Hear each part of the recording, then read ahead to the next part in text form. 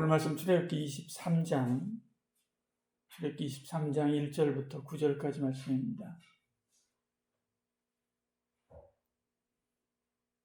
출애굽기 23장 1절부터 9절까지 함께 읽겠습니다.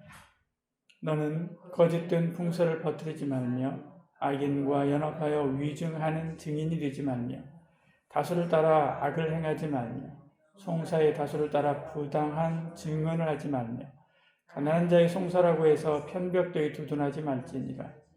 내가 만일 내 원수의 길 잃은 소나 나귀를 보거든 반드시 그 사람에게로 돌릴지니 내가 만일 너를 미워하는 자의 나귀가 짐을 싣고 엎드러짐을 보거든 그것을 버려두지 말고 그것을 도와 그 짐을 부릴지니라.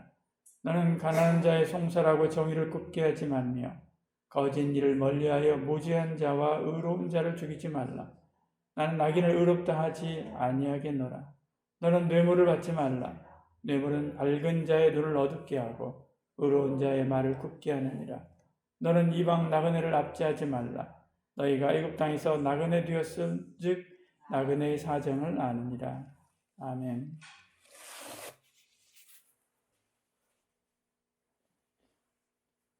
사회의 모세의 혈관과 같은 관계망, 그 관계망을 건강하게 하도록 하는 그런 세부 규례들입니다. 1절에 말씀합니다. 너는 거짓된 풍설을 퍼뜨리지 말며 악인과 연합하여 위증하는 증인이 되지 말며 이렇게 말씀합니다.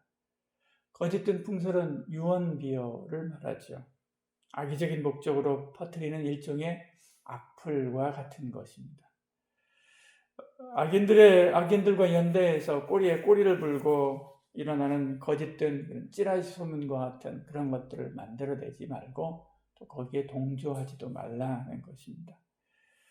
우리는 본대로 확인한 대로 말해야만 합니다. 만약 그렇지 않으면 하나님께서 벌하신다고 말씀합니다. 잠언 19장 5절에 말씀합니다.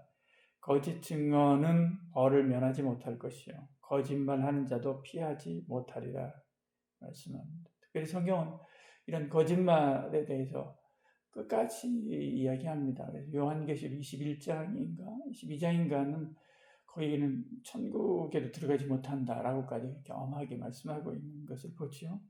여러분의 언어 습관은 어떻습니까? 오늘 내 입술에서 어떤 나쁜 말을 제하고 또 어떤 대신에 좋은 말을 할 것인지 찾아서 언어 습관을 바꿔야만 합니다. 2절에 말씀합니다. 다수를 따라 악을 행하지 말며 송사의 다수를 따라 부당한 증언을 하지 말며 말씀합니다. 여론재판하지 말라는 것이죠. 요즘에 특히 여론재판 많이 하지 않습니까? 다수가 다 옳은 것은 아닙니다. 전문적인 일은 다수보다 전문적인 그런 지식을 가진 몇몇 사람의 판단이 더 옳을 수가 있습니다. 재판은 전문적일 뿐만 아니라 그 영향력도 대단하죠. 그래서 여론을 따라 하는 것이 아니라 진실과 진리를 따라 할 수 있도록 해야 되고 또 그런 전문가 집단들이 그런 소신껏 일할 수 있는 환경들을 또한 만들어 주어야만 합니다. 그런 사회가 되어야만 하죠. 3절, 6절에 말씀합니다. 가난한 자의 송사라고 해서 편벽되이 두둔하지 말지니라. 6절에도 너는 가난한 자의 송사라고 정의를 굽게 하지 말며 이렇게 말씀합니다. 성경은 가난하고 약한 자의 편에 늘 서 있습니다. 그래서 어떤 사실을 판단할 때도 우리의 시각이 그렇게 편향되는 경향이 또 있습니다. 부자라고 해서 다 악하지 않고 가난하고 약하다고 해서 다 선하지 않습니다. 옳고 그름을 가릴 때는 진실에 입각해서 해야만 하죠. 긍휼은 긍휼이고 정의는 정의입니다. 이 둘을 혼돈하면 정의가 발붙일 곳이 없게 되지요. 4절, 5절 말씀합니다. 내가 만일 내 원수의 길 잃은 소나 나귀를 보거든 반드시 그 사람에게 돌릴지며 내가 만일 너를 미워하는 자의 나귀가 짐을 싣고 엎드러짐을 보거든 그것을 버려두지 말고 그것을 도와 그 짐을 부릴지니라 말씀합니다.